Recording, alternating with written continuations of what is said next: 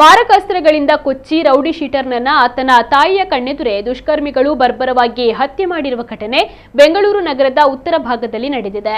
Pavan Kumar ಕೊಲೆಗೀಡಾದ rowdy sheeter 3 ವರ್ಷಗಳ ಹಿಂದೆ ನಡೆದಿದ್ದ ಡಿಜೆ ಹಳ್ಳಿಯ ಕಪಿಲ್ ಕೊಲೆಯಲ್ಲಿ ಪವನ್ ಭಾಗಿಯಾಗಿದ್ದ. ಆ ಕೊಲೆ ಸೇಡಿಗಾಗಿ ಪವನ್ ಹತ್ಯೆ ನಡೆದಿದೆ ಎಂಬ ಶಂಕೆ ವ್ಯಕ್ತವಾಗಿದೆ.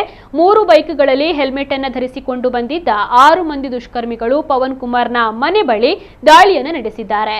ಮಗನನ್ನು ರಕ್ಷಿಸಲು ತಾಯಿ ಮುಂದಾದರೂ ಕೂಡ ಪ್ರಯೋಜನವಾಗಿಲ್ಲ. 2023 ಜುಲೈ 11ರಲ್ಲಿ ಕಪಿಲ ಎಂಬಾತನನ್ನ ಡಿಜೆ ಹಳ್ಳಿ ಬಳಿ ಹತ್ಯೆ ಮಾಡಲಾಗಿತ್ತು. ಅದೇ ಕೇಸ್ನಲ್ಲಿ ಪವನ್ ಕುಮಾರ್ A5 ಆರೋಪಿ ಆಗಿದ್ದ. ಕಪಿಲನ ಕೊಲೆ ಮಾಡಿದಾಗಲೂ ಮುಖವನ್ನ ತೋರಿಸದೆ ಹೆಲ್ಮೆಟ್ ಹಾಕಿಕೊಂಡು ಬಂದು 6 ಜನ ಕೊಚ್ಚಿ ಕೊಲೆ ಮಾಡಿದ್ದರು. ಅದೇ ಮಾದರಿಯಲ್ಲಿ ಬಂದು ಪವನ್ ಕುಮಾರ್ನನ್ನ ಕೂಡ ಕೊಚ್ಚಿ ಕೊಲೆಗೈಯಲಾಗಿದೆ.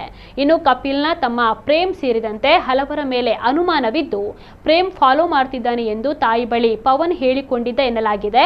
ಹೀಗಾಗಿ ರಿವೆಂಜ್ಗಾಗಿ ಅದೇ ಮಾದರಿಯಲ್ಲಿ ಪವನ್ ಕುಮಾರ್ ಕೊಲೆ ನಡೆಯಿತಾ ಎಂಬ ಶಂಕೆ ವ್ಯಕ್ತವಾಗಿದೆ.